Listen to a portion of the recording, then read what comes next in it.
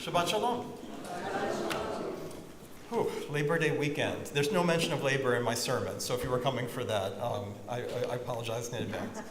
I try to be a little different and not have you be able to predict what I'm going to talk about. So I know I talk a lot about Israel, but today I picked something that I really think you would never predicted I would be talking about from this parasha. I'm going to talk about what the rabbis derive from Devarim, from Deuteronomy chapter 12, verses 3 and 4, where it says, "Tear down their altars, cut down the images of their gods, and you shall obliterate their name from that site, and you shall not do so to Adonai, your God," to Hashem, to God. So there's halakha that's derived from this section on idolatry, and not being getting rid of the names of their God, but not doing so to the Lord your God. And I'm going to share the halachic research or question I find fascinating, but the research was all done by Rabbi David Golinkin, the head of Jewish law of the conservative movement in Israel, and something of a halachic genius. He received the following shela, and I've edited down from a very long article to something in 3 pages or less. It's a common practice among the Jews, especially Orthodox Jews today, to write G-D instead of G-O-D. Is there any halachic basis for this practice, and should we follow it in the conservative movement? So here's the origin of that. The Jewish people have always taken the name of God very seriously. It says in the 10 Commandments, "You shall not take the name of the Lord your God in vain, or you shall not swear falsely by the name of the Lord your God." And as a result, Jews are very reluctant to take oaths. The Torah also forbids cursing God, which is punishable by death in Leviticus and also in Exodus. The main issue regarding the question of God's name in a foreign language is only whether a kinui, a kind of substitute, like a yud or something, a substitute for the divine name, whether that has any sanctity at all. What's the basis of the sanctity of the divine name and putting it in a geniza or not writing it out? Deuteronomy chapter 12, verses 3 to 4. "Tear down their altars, cut down the images of their gods, and you shall obliterate their name from their sight," obliterate the name, "but you shall not do so for Adonai your God." Even though the verse of chapter 4, verse 4 may not refer to what was in verse 3, the rabbis halachically connect it. You can obliterate their name, but you can't obliterate God's. And this is a very well-known derivation for the entire history of halakha. Begins in the Tanaitic Midrash, Sifrei Devarim, where Rabbi Ishmael says, "From whence do we derive that a person who erases one letter from God's name transgresses a negative commandment? As it is written," and quotes Devarim. The Midrash, which appears in many other rabbinic sources, was codified by, among others, Rambam, by Maimonides in the Mishnah Torah, where he writes, "Rabbi Ishmael learns from this juxtaposition of verses 3 and 4 that it's forbidden to erase even one letter from the name of God." But that passage does not define what the name of God is. That definition is found in a Baraita, a teaching of the Tanaim, an early rabbinic teaching, which is found in Shavuot 35a, which says the following: "There are names of God which are erased, names of God which are not to be erased. What are the names which are not erased?" And then there's the list of 7. Names such as El, certainly Yud He Vav He, Elohecha, Shaddai, Tzivaot, Adonai Tzivaot.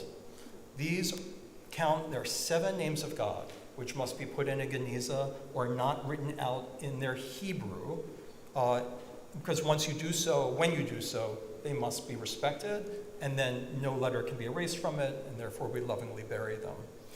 So essentially in Jewish law, quick backward primer, there are over 100 legal volumes of Jewish law. But all of them in some way are devoted or in debt to the great 4 medieval codes of Jewish law, which codified rabbinic lore and then basically serve as everyone has to deal with those 4 codes. One of them is the Mishnah Torah from Rambam, one is the Shulchan Aruch, which is actually two of them, and one is known as the Torah. And in all three of these, that list is codified as the 7 names, which may not be damaged in any way. In fact, in the Shulchan Aruch, Rabbi Yosef Kar writes, it is forbidden to erase even one letter from the 7 names which are not erased. And these are the 7 names, and he lists them.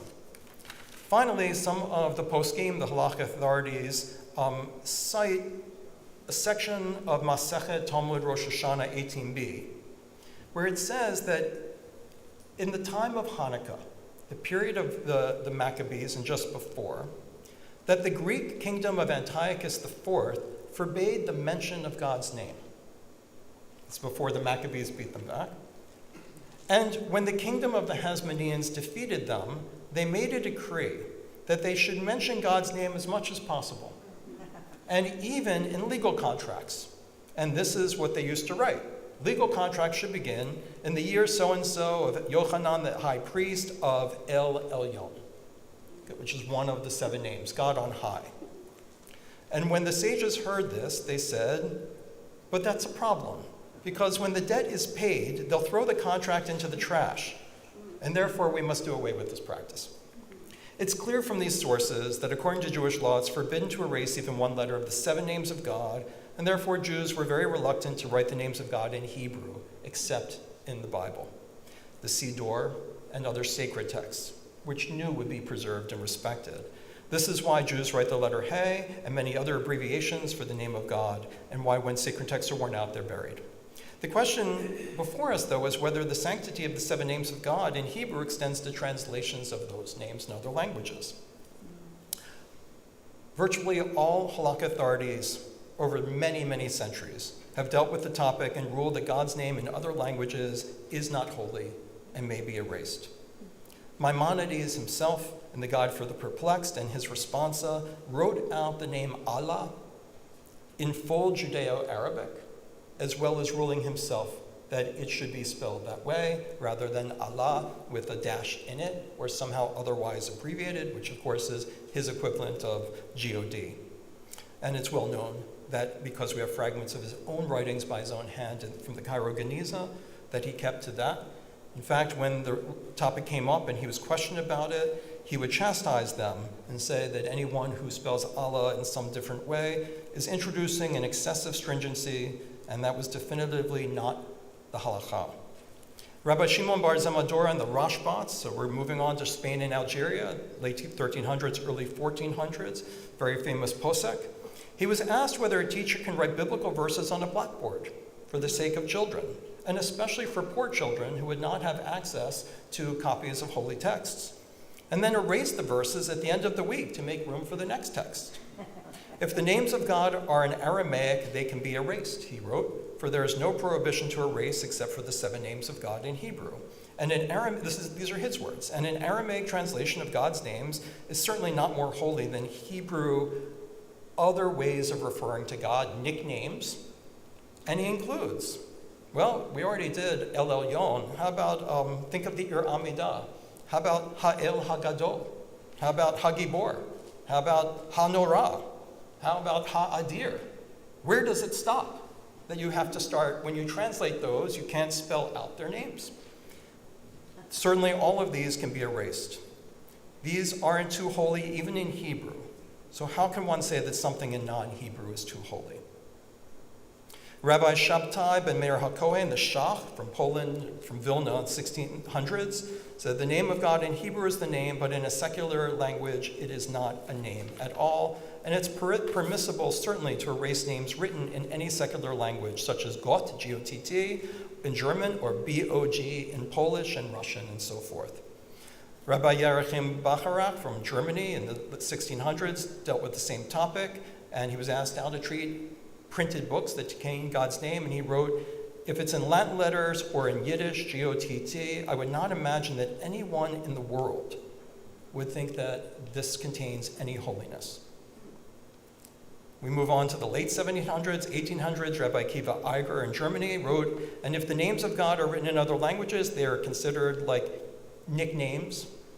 Halachic successors, including, as many of us have spent time with, the Mishnah Brura, Rabbi Israel Meir HaKohen in Lithuania in the late 1800s, early 1900s agreed. Gott in German or in Yiddish or Boga in Polish and Russian and the like, he wrote, has no sanctity of the letters of its writing, and it's permissible to erase them. In Vilna, also in the early 1900s, Rabbi Chaim Ozer-Grodzinski, the most important, probably post-sec respondent in Lithuania prior to the Shoah, was asked in 1930, or one of them, about the German Jewish newspaper Der Israelit, and this is where the problem arose.